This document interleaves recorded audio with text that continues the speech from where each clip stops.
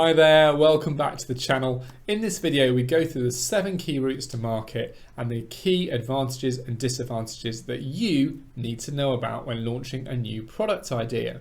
There is a video before this one that goes through each of these 7 routes in detail to explain what they are. You might want to check that out first. Welcome to lesson 2. In this lesson we are looking at the pros and cons of each of these different 7 routes and giving you the necessary information to decide which route is right for you and your idea.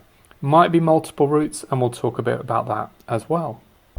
The objectives for this lesson are to understand the level of development necessary for your idea for each route, to understand the likely investment required as a result of the level of development that you need to get to understand what's really involved undertaking each route. And in that, I'm basically going to try and talk as if I was having a coffee with a mate who had an idea and giving them really my honest advice as to what each of those routes really takes and whether it's sensible, therefore, for you to undertake those routes. And I guess you'll have to take a judgment call on that based on what I'm saying, but from decades experience now, looking at all sorts of different routes to market, selling my own products, my own product range as well. Hopefully I can give you some fairly raw and honest advice about what it really involves if you decide to go down one of those routes. And then for each route I'll look at when it really does work, so what particular criteria there are, which means that those routes are then very effective. We've talked before about the fact that solid IP rights are necessary for licensing. Now, other than that, you might need a proof of principle prototype to prove that your concept actually works, and you may require proof of market as well. So recently I've been pitching a product along with our client to try and get a licensing deal, and we took proof of concept prototypes. We also took some studies with firefighters and paramedics, because that's who the product's for, showing that they felt the product was much better than what they had already and was worth purchasing, basically. And those two things, the proof of concept prototype along with the proof that the market and the target market really wanted that product, were a big part of making progress with the license deal with those companies. How much investment might be required? Well, if you've got something simple, it might be about £5,000, I guess, to get a simple prototype, to get a patent filed, assuming that it's quite a short draft because it's a simple, non-complex product. And that's about the minimum really to get started in terms of developing and selling an idea. Simple concept that maybe had 3 or 4 component parts, needed a prototype, needed some market research surveys doing, you might end up spending up to £15,000. Now, by medium complexity, what we basically mean is maybe it's got some very basic electronics in it, maybe it's got 15 components or a new mechanical system, maybe it's a textile product like a gym bag with a removable compartment, so there's some complexity there in terms of how all that goes together, and that the bag works, whether it's got the compartment zipped onto it or not. That type of thing is what I'm counting as medium complexity. And yet anything from 15 to 40,000 to get that ready for licensing. And then if you've got something that's highly complex, so let's say an electric golf trolley, or maybe you've got a device with some electronics and an app to control it, then you might be looking at kind of 40 all the way up to 400k plus to develop that ready for licensing. It really does depend on the complexity of the product in terms of particularly electronics, new mechanical systems, number of components, and if there's an app required, then that all adds to the cost. So this is where I pretend I'm sitting down with a mate for a coffee to give you some real honest advice about whether I think you should do a licensing deal or try and get a licensing deal for your concept. Honestly speaking, it's very hard in Europe, we find, to get companies interested in doing a license deal. American companies are often a little more open to it, but in Europe we find that often you're approaching a company saying, we've come up with a really good X, but the R&D team are often resistant to that because you're effectively saying, well, we've come up with something that you couldn't come up with internally, and now you're going to have to pay us if you want to do a license deal. And I was at a company a couple of months ago now up in the north of England. We took a new product along and they completely trashed it in the meeting. They said, oh, it already exists, we've already worked on it, oh, we don't think your patent's worth anything. And they were very, very hostile about it entirely. Now it's odd because their leading competitors is now interested in it, thinks it's a great product and wants to take it forward. And we've got multiple companies now actually competing over doing a license deal for that very product.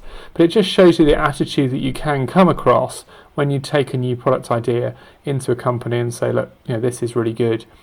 You're also asking someone within that corporation, because it often is a big company, because if it isn't a big company, they're not going to sell enough to make a license deal worthwhile for you. You're asking that person to take a career-defining decision. If they promote your product within the business and then it's a huge failure, they may well miss out on that promotion, or worse.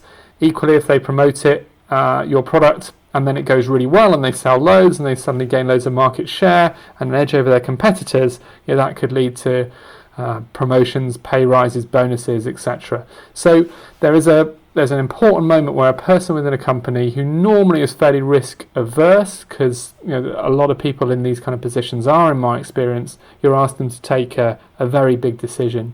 And we had an interesting episode just last week. We sat round with 8 people from a big company looking at doing a license deal on this product. Got towards the end of the meeting and the organizer from the business basically said, so what do you think? And there was just kind of ums and ahs and silence, and then eventually one of them was prepared to stick their neck out and say, well, actually, I think it's really good.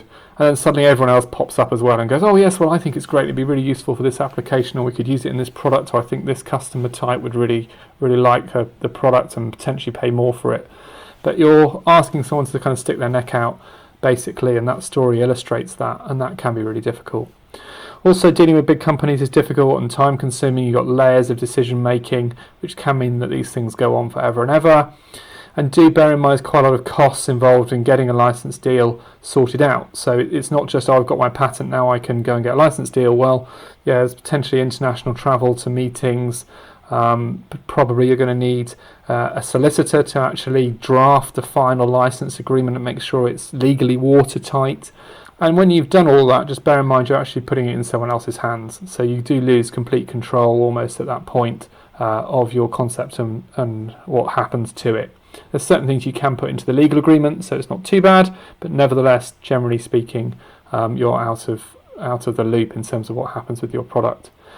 One huge word of warning: there are a lot of companies, particularly in the States, but there are a couple still in the UK, that will basically say, look, just spend X thousand with us and we can get you a license deal.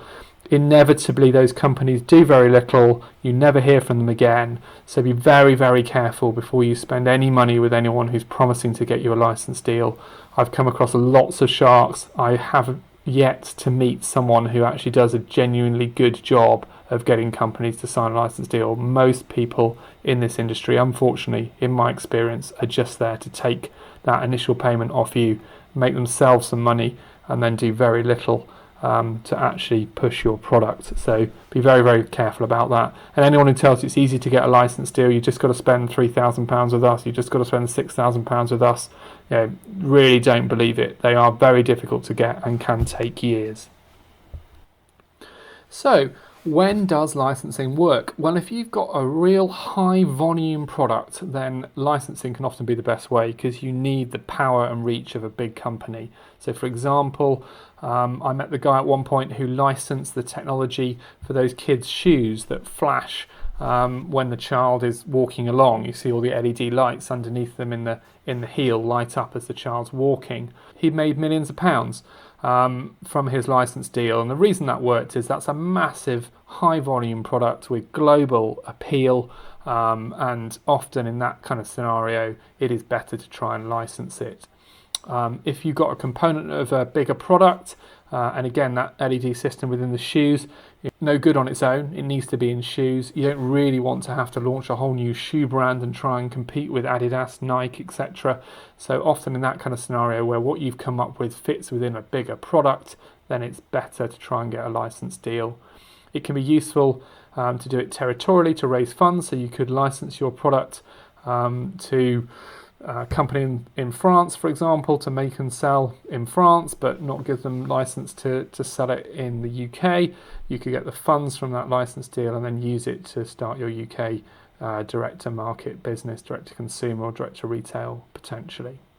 Packaging, if it is a packaging product, again, because it's high volume, then it's often better to do that as a license deal. The inventor at residence at the British Library, Mark Sheehan's been very successful with license deals with his packaging solutions, because he may only get a few pence for every one, but they're selling millions every year, and so it adds up and is hugely then financially beneficial.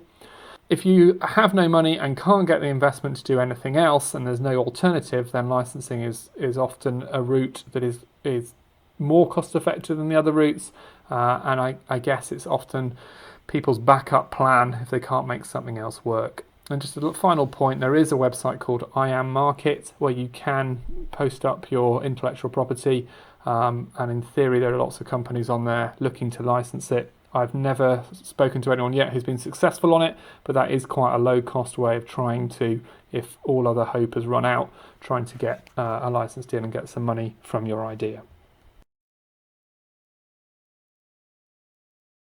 So to get a joint venture, you're going to need some filed IP rights. They are less critical than with a license agreement. The license agreement, the person is literally licensing your intellectual property, so unless that's absolutely solid, then there's nothing going. But with a joint venture, there can be other things at stake and other reasons that a company wants to work with you. Maybe they don't have the capacity to develop or manufacture it themselves, that type of thing. So you don't need the same level. But often if you're going to get a company to commit to you and do a joint venture, they want to make sure their competitors are not going to come up with the same thing and copy the same product. So filed IP rights does definitely help. And again, much like licensing, they're going to need to see a proof of concept that it actually works and proof of market as well. You'll often have to develop the product more with a joint venture, because you'll have a meeting, they'll say, well, we want to see this, or we want to see how it could work with this product, so can you do a bit more on it, or can you just produce another prototype that includes this feature or whatever. So often you'll end up spending a bit more and taking it a bit further than you would with a license deal. A joint venture is going to cost you basically a little bit more than it would do if you were licensing it, because of that level of development you're going to have to get to, and because inevitably they ask for more than someone who's looking to license it and simply manufacture it themselves. Also in a joint venture, you are going to have to get to a point where you're manufacturing the product for that company and selling it to that company. Now the figures to do all of that will be more again than what I put there, but because of that scenario you will be having to develop it further. Now once you've got that joint venture agreement, then sometimes the upfront manufacturing costs and things can be covered by the company you've done that agreement with, and equally if you've got an order, it can be possible to then get a loan from the bank or whatever, to then go and set up the manufacturing, knowing that you've got a customer and a signed order. But just bear that in mind for this particular route. Now with a joint venture, what's really involved? Well, you've got the same kind of things as with a license deal. You're still dealing probably with a big company, and all the challenges of that we've already talked about. You still need someone to take a career-changing, defining decision, and you're still putting your products effectively into someone else's hands. Now what you've also got, if you're going to be doing it yourself as a joint venture, is you're going to end up managing manufacturers to produce the product. The company you're doing a joint venture with will want to buy the product, albeit with their logo and branding and to their design, but they'd expect you probably to handle the manufacturer, and that can be difficult. And you might want an agent involved, particularly if it's a Far East manufacturer, but dealing with all of that can get tricky. Again, there's YouTube videos on my channel about how to find a manufacturer and what's involved with product manufacturing, so I will leave you to watch those to give you an idea about what's involved. But it certainly is of a higher level than if you're going down the licensing route, because you have a whole additional responsibility there in terms of manufacturing the product and getting the quality right on that product for the company that you're selling the product to. So when does a joint venture really work? Well, if you've got a component of a bigger product, then joint venture can be the way to go. So for example, I've got a client at the moment with a new harness system. On its own, it's no good, but as part of something like a scuba diving tank harness or a fall arrest harness for working at height, then it's a great product. And the best bet for her probably is to either go down the licensing route or to try and do a joint venture. And it's the same for you and your products. If it really is part of something else, you really don't want to be starting a fashion brand, you don't want to be starting a makeup brand or whatever, but if your product fits with an item of clothing or a makeup dispenser or whatever, then you're better off trying to get another company involved. Now, if your product's got global potential and there are some big brands already operating in the right market, then again, joint venture could be the way to go. Now, it is cheaper to do a joint venture than it is to kind of set up everything for manufacture and marketing and sales yourself. And so if funds don't allow, then this is often a good route to pursue.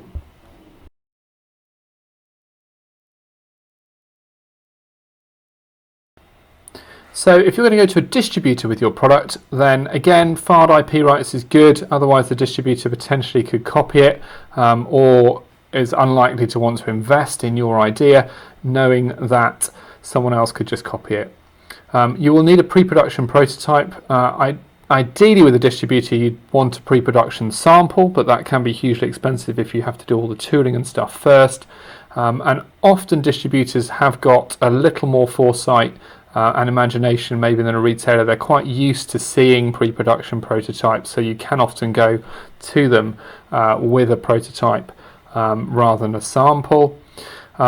Distributors are often all about cost. They want to make sure that they can make their margin, the retailer can make their margin, and so you're going to need to know where your production costings are at. Do not tell the distributor how much you're paying the factory for the product.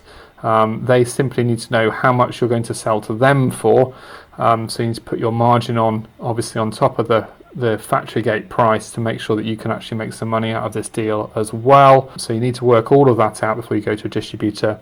And then it really helps if you've got proof of market. So if you can say to a distributor, look, we've spoken to X number of the target market, we know that this is something that the target market really will buy, then that really helps as well.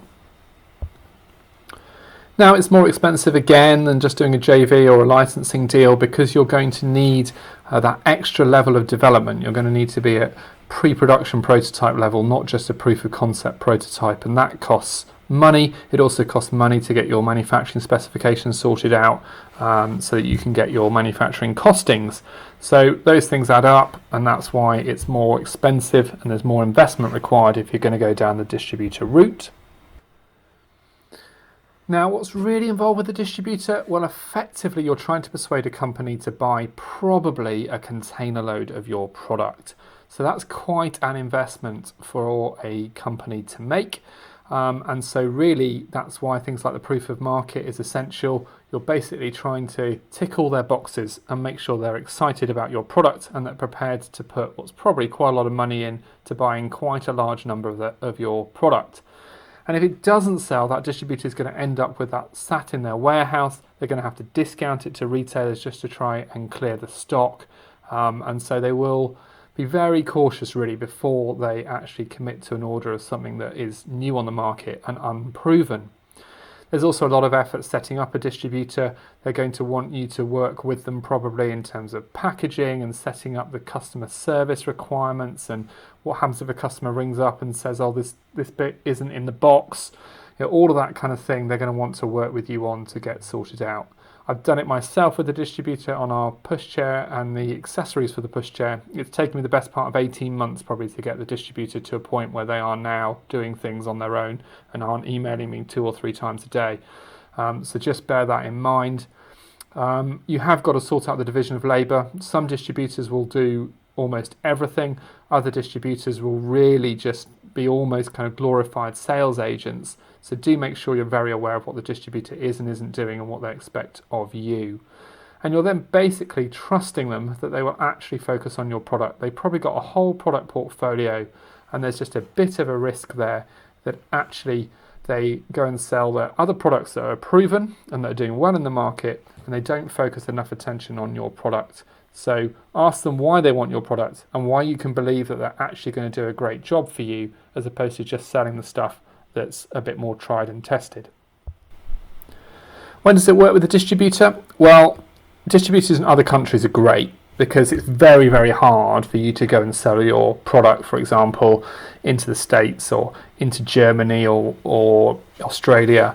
If there's language barriers there, maybe there's kind of distance barriers, there's shipping costs and logistics challenges and all sorts of cultural issues potentially as well. So often the best plan with a distributor is that they are in another country, they're handling the whole of their market, they've got the rights to the product in that market, and they're buying container loads that you probably don't even see. The factory completes them, your agent goes and checks the quality and does any inspections with you, and then that container is shipped directly to the country. The distributor then takes it all into their warehouse and they handle everything through to the customer. And that can be ideal when you need cash flow for your business as well, because the distributor will pay maybe kind of 30% up front.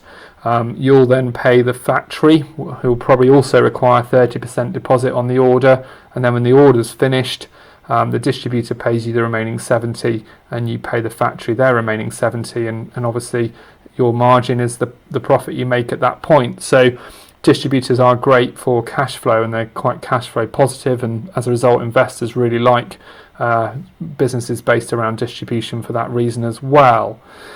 Now, we ended up using a distributor on our pushchair simply because we tried to do the direct-to-consumer and direct-to-retail route. It proves so time-consuming on top of everything else we were doing that we just got to a point of actually then signing up with a distributor. They bought all of our stock, and they then started handling all of that for us. As I say, it then took me 18 months to fully hand it over, but once that was done, actually then it's quite nice knowing that all that kind of activity is happening with a team of people as opposed to you trying to do it on your own or with a couple of other people.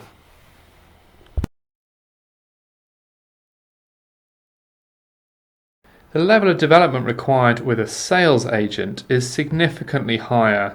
You're going to need a much closer level prototype to that of the final product. It's going to have to look much closer to the final product, and really it's going to have to be as close as you can possibly get it to the manufactured item. This is probably going to require some design for prototyping, maybe some computer aided design work, and potentially multiple prototypes to get to that stage. As we talked about before, a prerequisite to using a sales agent is a promotion pack, and to get one of those done you're going to need photorealistic renders or photography of your final prototype in a kind of real life scenario, and all of that means the product's going to have to be significantly further developed and much closer to the final thing. This all obviously costs more money, so these figures for development costs are significantly higher, and the reason is obviously all that additional work that's going to have to go into the product before you can use a sales agent. So if I sat down with a mate and they said to me, look, I'm thinking about using a sales agent to sell my product, what do you think? What's really involved? My answer would be, well, actually, there's not really that much involved. Once you've given them what they need to go and do their job, they just go and get on with it, really. And then from there, in theory, they manage your customers going forward, place repeat orders with you, manage those customer relationships, make sure that the sales are then coming through, and if there's any problems they look to resolve those, or at least communicate with you then what needs to be done to resolve any issues. So it's relatively easy approach actually. I've got a fantastic sales agent who we've worked with for many years, so if you want to go down this route, do get in touch quite happily. I will pass on his details to you. When does it work to use a sales agent? Well, when you have stock of your product and you're really struggling to sell it or struggling to get in with the right buyers and then just not answering your emails or calls, then that can often be a great time to get a sales agent involved. They've got a big black book of contacts.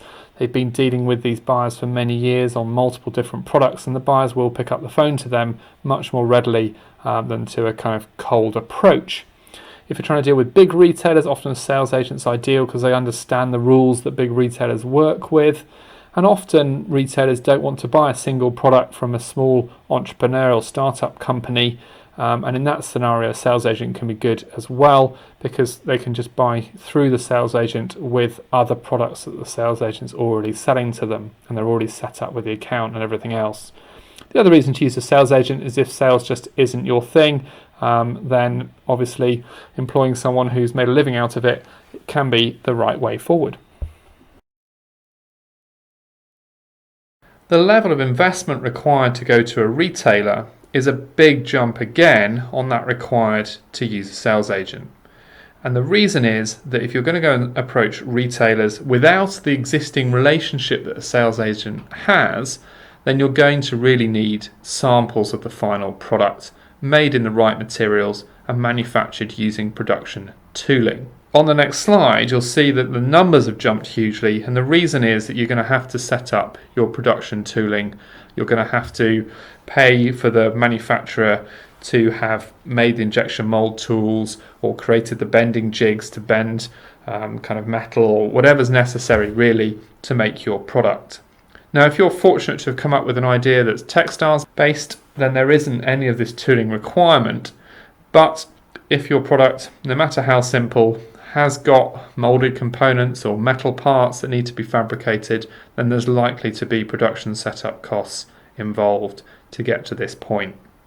So as you can see now, the investment numbers required have shot up hugely because, as I said, you've got to get the product finalised, you've got to set up for production, make the tooling and get the first samples off those tools, and then you can take those to retailers. The reason a sales agent doesn't need to do this is he's already got an existing relationship with the retailers. He's already selling them other products already, and so he can have a conversation with that retailer and say, actually, what do you think to this? Can we talk about costings? Can we get to a place of a pre-order before actually my client goes through and actually makes the tooling? But you're not going to really manage to be able to do that. You can try that, but in all reality, if you're going to get a deal with a retailer and start selling to retailers, they're very unlikely to place an order with an unknown company to them, such as yourself, unless you're actually putting manufactured samples in front of them. So what's really involved with dealing with retailers? Well, I spent 12 months dealing with retailers, from John Lewis right the way down to your small independent who was selling one of our pushchairs every month and no more. And I have to say, it is a huge undertaking. They are quite difficult to deal with. On the larger scale, they have such tight rules and fines every time you don't do something quite right. And towards the bottom end, small independent retailers are often, surviving hand to mouth, and so getting money out of them and getting to pay invoices and all that kind of stuff is really difficult as well. Now, if your product requires a bit of training, you've got to explain what it is before the shop floor staff can start selling it, then that can be a huge undertaking. I made a massive mistake. We had 10 John Lewis stores stocking our pushchair from Manchester right the way down to London and beyond into Essex, and the amount of travelling and cost involved in training those shop floor staff in how to fold the pushchair, how to sell it, what the features were, it was a massive cost and a massive undertaking. So just bear that in mind if you're going direct to retail. It can be a huge headache. So when does selling to retail direct work? Well, if your product doesn't need much explanation, then actually you solve that problem of having to train staff. That can help. If there's a few big retailers who dominate that market and it's a product that people have to get hands-on with if they're going to buy, then you haven't got a lot of option, and retail probably is your best route. Just need to go into that with your eyes open. Also, please think about retail beyond just shops. There are some excellent catalogue or web retailers out there, web-only retailers. They can actually have lower margin expectations. They can be a lot quicker to stock a product.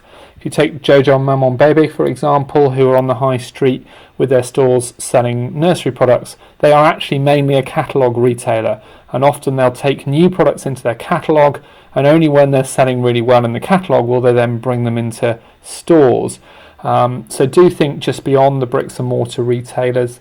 And I think if you have a product that's going to sell really well through a website, and there's a big retailer where you've got loads of your target market coming every week, then this can be a really good route for you. If you're going to sell your product directly to Amazon, then your level of development is going to have to be a step up again. You're going to need your first batch manufactured. You can't go and say to Amazon, here's a production sample, please place a pre-order of these products. That isn't how Amazon works.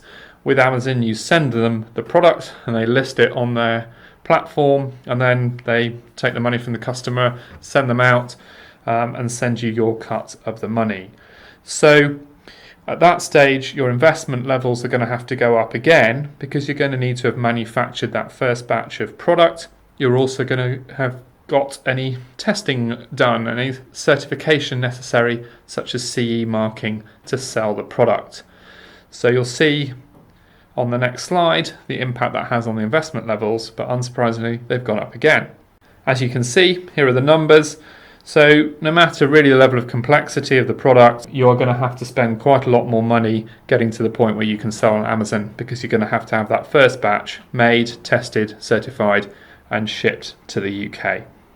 So what's really involved with selling with Amazon? Well, you do need the right listing. There's a whole art and a huge amount of online courses and material available for how you get your listing absolutely perfect in terms of the copy around the product, the images, the video, all that kind of thing, to try and maximize your sales. And that is a bit of an art form. So that is certainly worth kind of bearing in mind. I think also you're going to need an understanding of the Amazon platform itself and pricing. There are different setups which sometimes give Amazon control over the price rather than you. So you're going to need that knowledge basically if you're going to do that. I can put you in touch with some of our clients who are selling very successfully on Amazon. I've got a partnership with a guy who runs this type of course for people who want to learn about selling on Amazon. Do get in touch if this is something that you're interested in. So when does Amazon really work for you? Well, if your product really suits a web listing, and when people are happy to buy that type of product online and they don't need to see it and touch it and try it before purchasing, then actually Amazon can be quite a cheap and cost-effective way to get your product onto the market. A standard retailer might take anything between a 35 and 55% point margin on your product. So that's quite a lot of the retail price that a retailer will be taking for themselves. With Amazon, that's only 18%. So it can be much better in terms of the margin, obviously. But those margins get eaten quite quickly if it's large, and therefore it's quite expensive for them to store in their warehouses. So if it's small and cheap for logistics, then that can be a good thing to help sell it on Amazon without incurring too much cost as well. So this is the level of development required if you're going to sell your product direct to the consumer. Effectively, it's a similar level to before. You're obviously going to need your first batch of product. It's going to need to be tested and certified and shipped. It's very similar to the previous level. The difference here is you're also going to need to sort out your launch marketing. You're going to need an e-com website in all likelihood, or you're going to need to have invested in booking space in consumer shows and having the stand designed. This slide shows the costs of investment in going D2C. They really are the highest level because we've included then something for your launch marketing, something for your e-com website, so that actually you can start selling then directly to your end customer. You're also going to need some kind of logistics. Some people, if it's a small product, can store them in their garage initially. If it's a larger product, then you're going to need to consider getting a third-party logistics provider as well. I've got some very good contacts. Do let me know if you need them. So what's really involved with selling direct to customers? Well, fundamentally, quite clearly, you're going to have to deal with customers, and they are really difficult, frankly. If they can get it wrong, in my experience, some of them will. If there's anything that can be broken, they will break it, and there'll be all sorts of issues with them wanting refunds or replacement products and everything else as well. So just bear that in mind. If you're going to go down this route, you are going to end up dealing with customers. You're also going to have to sell the product, unless you've got an amazing kind of web sales plan. That doesn't mean you actually have to do the physical selling yourself. In my experience, it takes a huge amount of time. Our only clients who've really gone down this route are the people who said, right, I'm giving up my job and this is what I'm going to do. I'm going to sell my product to customers. Often they start gently and sell it, evenings, weekends, that type of thing. And when the sales are built up, then they hand in their notice and move full time into this. But if you're looking for a kind of passive route to selling your products and a small side income, as opposed to it being your main role, then direct to consumer is probably not for you. Please also bear in mind that in today's world, positive reviews about the product are absolutely critical to get those sales up. And really, you're either going to need a business partner or a consultant or a marketing agency that's absolutely top notch, or you're going to have a background and knowledge of marketing yourself, because that is a huge part, obviously, of selling direct to the customer. When does it work, selling direct to customers? Well, if you're really passionate about doing so, if none of the other routes that I've mentioned are really particularly appealing to you, then this is probably the route for you. You really do need to be either really good at setting up an online system to sell the product that doesn't need you, or you're passionate and great at sales and can't wait to get in front of your own customer and start selling it. It also works when you've got the money to do it properly, and please don't underestimate how much marketing a new product really costs. It can be quite substantial. It's very difficult in my experience to find really good marketing people. So if you've got a business partner with a proven background in marketing, or you've got some marketing experience yourself, or you've got a fantastic consultant you can work with, that's when it often works really well as well. It does give you full control, and for some people no other route will cut it, and they have to do it themselves and have control over it, and fail or succeed on their own merit and not relying on anyone else. And there's certainly something to be said for that. If I did my pushchair project all over again, I would probably not go down the retailer route this time. I probably wouldn't go down the distributor route. I would go down the direct to market route.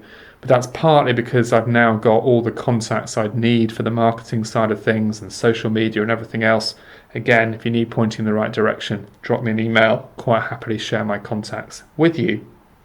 So well done, you've made it to the end of this lesson. Just a quick note now on a blended approach.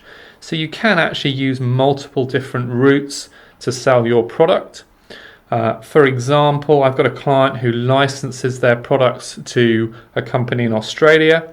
That company then manufactures them with their manufacturing partners in China, imports them into Australia and sells them, and my client gets a small royalty. In the meantime, they sell direct and to retail in the UK. So they get the benefit, if you like, of the additional licensing fees, topping up how they're doing in terms of their UK sales. Obviously, their UK sales are much higher margin, but that kind of licensing deal in the background just gives their company an extra financial boost. With my product, we were considering selling to retailers in the UK whilst using distributors abroad, and that's a possible model as well. What you can't do is use a distributor in a country and also go direct to the retailers yourself. That often doesn't work. You can sometimes sell direct and have a distributor both within your home territory, but that will need negotiating with the distributor. And then if you're planning on selling via Amazon, sometimes that means that some retailers won't take your product. They're worried about being undercut on Amazon or whatever. So that can end up a bit of a problem. It can be difficult to do both of those things. So do consider a blended approach. Often what you'll need to do now is set your key priorities. So you might say, for example, right, route 1, key priority, we are going to start selling it on Amazon. But once that's established, then we're going to also look at opening up a different route by using some distributors maybe in Europe. And once that's set up, maybe you then start to think about how you might do some joint ventures or some licensing deals in the US, Australasia, Far East to expand the potential that way. But the key thing I think really is to set that priority order, decide what your first route is and really make sure that's established. Don't try and spread yourself too thin and do a bit of everything and find that actually none of those things are coming off and working. So I hope that lesson's been useful. You'll see a summary of what I hope you've learnt on the next slide. In the next lesson, we're going to look at 4 case studies and how they are selling their product. That should bring this to life for you and hopefully help it to really cement